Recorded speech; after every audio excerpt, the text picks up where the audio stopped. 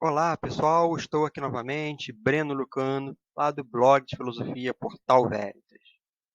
Hoje eu venho trazer para vocês um tema que é exatamente o impacto do cinismo no cristianismo, ou de que modo que o cinismo e o cristianismo eles conversaram. Vamos ver como é que isso se deu. Nós temos que no cinismo, vocês devem se lembrar, já falei isso inclusive em alguns vídeos, algumas características muito marcantes. Como, por exemplo, que a felicidade está sempre de acordo com a natureza. Essa, na verdade, é uma premissa que não é unicamente cínica, mas é também estoica. A natureza, ela confere padrões de felicidade. Ou seja, unicamente através da natureza você consegue estabelecer critérios que favoreçam atitudes mentais, principalmente, que favorecem a felicidade. E essa felicidade, que é dada, é proporcionada pela natureza, ela depende de um treinamento físico e mental. É aquilo que os cínicos vão chamar de askesis. Askesis é uma palavra em grego que significa treinamento. Ela é usada muito nos atletas das Olimpíadas. E esse treinamento, Diógenes utilizou para poder desenvolver as suas teses éticas. Porque esse treinamento não é unicamente em termos de fazer um atletismo, por exemplo, né? Que é um esporte muito comum realmente na Grécia Antiga e nas Olimpíadas. Mas a askesis também era necessário para a virtude. A askesis era necessária também para uma vida feliz. Porque é necessário algum tipo de preparo mental e algum tipo de preparo físico para que vocês pudessem desenvolver esse tipo de perspectiva mental mesmo. É suportar o frio, suportar o calor, suportar todas as adversidades que a fortuna é capaz de promover, ou a tike, em grego, é capaz de promover. Esse tipo de exercício, a askesis, era necessário, porque você deve ser feliz, inclusive passando fome. Você deve ser feliz, inclusive passando frio. Você deve ser feliz, inclusive na doença. Essa indiferença cínica é muito árdua e por isso é necessário esse exercício, a askesis, o exercício físico e o exercício mental para que você possa suportar essas coisas. Ela é muito mais estrita e é muito mais árdua do que a indiferença estoica. O sábio estoico nunca vai por esse caminho. A indiferença estoica é muito mais branda realmente. Por isso não é necessária a askesis. Acima de tudo, a felicidade é uma questão de autodomínio. Porque se eles falam, se o cínico fala, se o cão fala que é necessário você transpassar a dor, o sofrimento físico, para que você consiga adquirir algum tipo de felicidade, esse tipo de felicidade só é possível com a autarquia, em grego autarqueia, o autodomínio, o autocontrole. É você sentir frio e esse frio não abalar as suas condições mentais. Você sentir fome e essa fome não abalar as suas perspectivas mentais. Você vai continuar feliz mesmo com fome. Isso é muito curioso, porque se a gente começar a pensar na atualidade, até em termos de saúde mental, a gente vai ver como é que as condições ambientais elas interferem nas condições psíquicas de felicidade, inclusive. Se fala muito em termos de saúde mental, e o pessoal que trabalha com psiquiatria, psicologia, que o ambiente doméstico, por exemplo, ele influencia no estado mental da pessoa. Todo mundo conhece aquelas preposições psicanalíticas, através do qual uma mãe possessiva é capaz de produzir um filho histérico, coisas do tipo. Então, existe sempre um ambiente favorecendo esse ou aquele estado mental. Os cínicos vão dizer que não, para isso existe o lance do autodomínio. Para isso existe o lance da ascese, do treinamento. É você, mesmo se submetendo a essas circunstâncias adversas, não se tornar suscetível a elas. Você, o sábio, será sempre livre para optar da melhor forma possível, independente das circunstâncias, independente se você tiver uma mãe obsessiva, independente se você sofrer bullying, independente de tudo isso. O ambiente externo para o sábio cínico nunca fará diferença. E dessa forma, então, o sábio é o único cara que se torna realmente feliz. E ele é feliz porque ele é nobre, porque ele é sábio e, fundamentalmente, porque ele é livre. Ele é livre para não se deixar ser submetido a essas circunstâncias exteriores, que se fala tanto atualmente na saúde mental. Essas podem ser caracterizadas como alguns pontos importantes para que nós possamos começar a entender o cinismo e o impacto dele no cristianismo.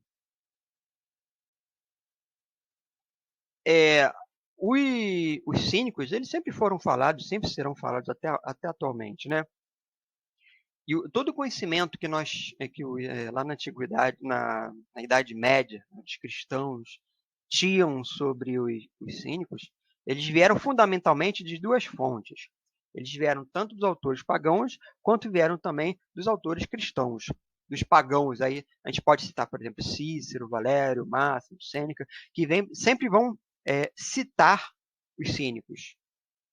E, evidentemente, os frades, os monges, as freiras, as monjas, sempre vão utilizar, então, essas fontes para poder desenvolver e conversar os cínicos sob uma perspectiva cristã. E os autores cristãos, muitos deles também falavam sobre os cínicos. Você veja, por exemplo, o caso de São Jerônimo, que vai citar Agostinho, Tertuliano. E essa conversação sobre os cínicos, ela vai perdurar muitos séculos ainda. Hegel vai falar sobre os cínicos. Hegel vai falar, inclusive, por exemplo, que a vida do cínico, ou a vida dos sábios, dos filósofos, pouco importa. O que importa, na verdade, não é a vida que eles tiveram, mas é aquilo que eles produziram. Por exemplo, se você começar a pensar... porque essa é uma perspectiva realmente do século XIX, né? 18 e 19. Se você começar a pensar em termos de livro, isso daqui é produção filosófica. E isso daqui vale, segundo Hegel, mais do que a vida que eles tiveram. E uma coisa muito interessante, por exemplo, é que Justus Lipsius, embora ele não seja exatamente um cínico, ele seja ele tenha tentado reviver o estoicismo no Renascimento. Ele tem um livro, que eu não sei nem como é que se pronuncia isso, Manudictionis ed Stoicam Philosophiam Ibri. Eu acho que deve ser assim que se pronuncia, não sei. Lá em 1604. Ele vai falar, Justus, que os cínicos eles se assemelhavam muito aos franciscanos. E não especialmente a todos os franciscanos, mas é uma dissidência que surgiu justamente no Renascimento, que são os capuchinhos. Os franciscanos, se vocês tiverem interesse ou curiosidade de saber, foi uma ordem que foi criada por São Francisco de Assis em 1209, com a bula papal, de Inocêncio, oficialmente Inocêncio III, mas a bula só surgiu posteriormente.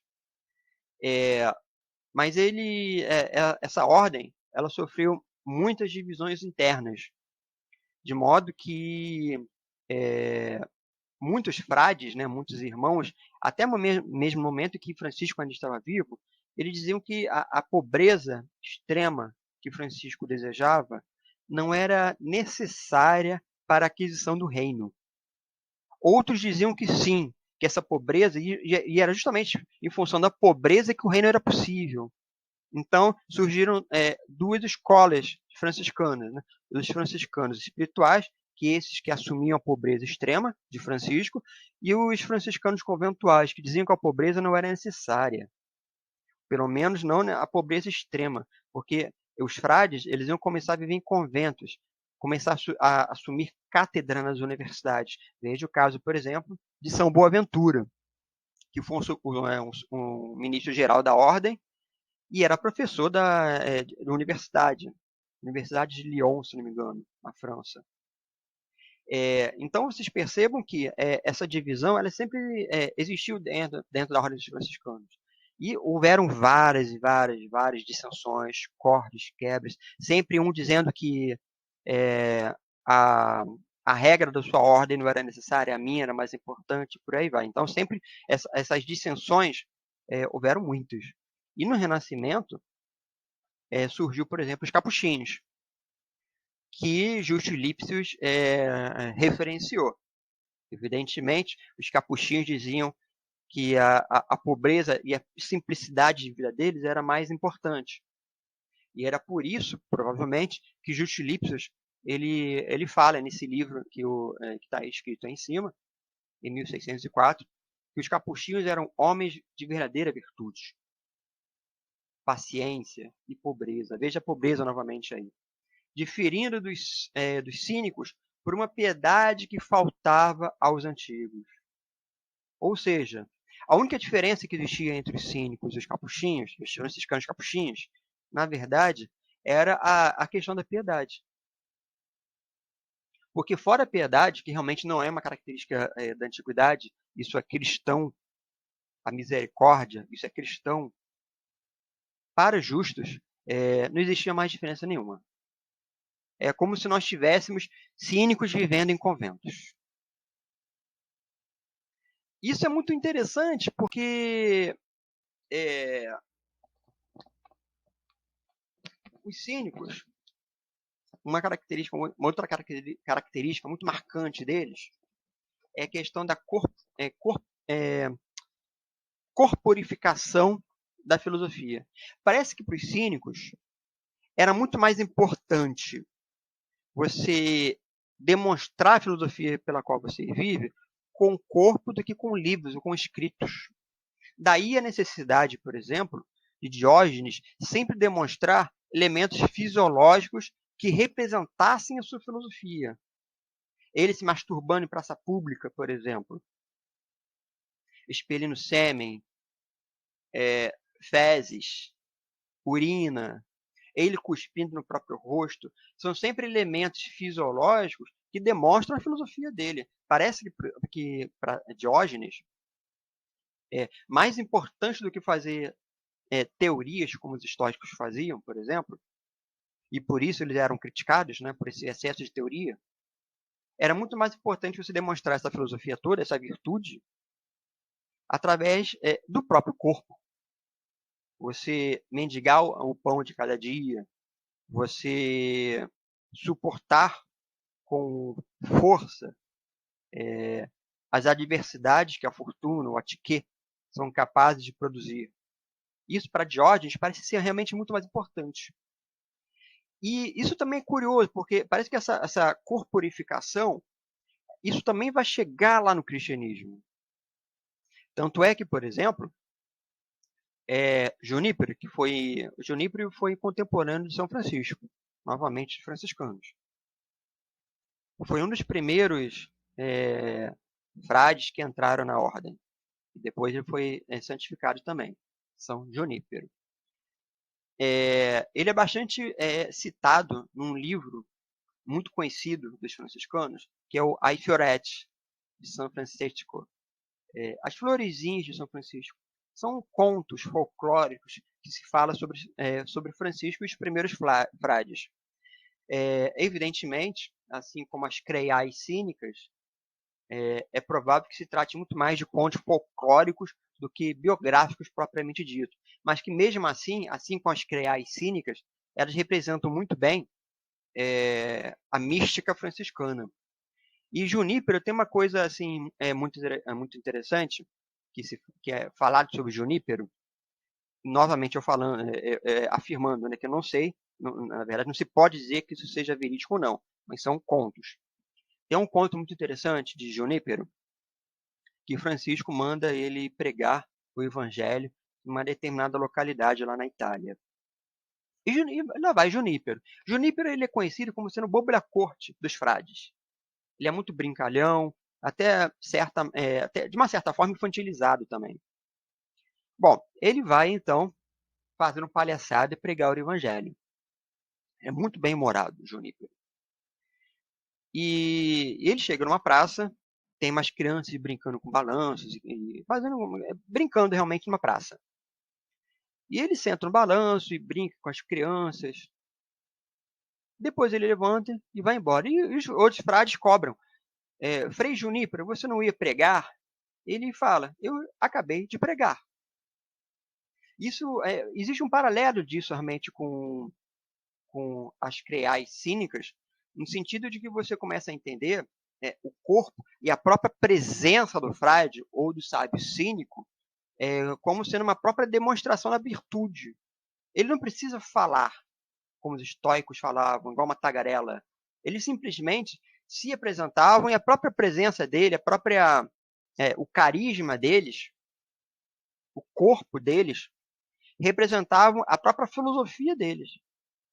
Ou a filosofia cínica, ou propriamente dita a pregação do evangelho, segundo a perspectiva franciscana, evidentemente.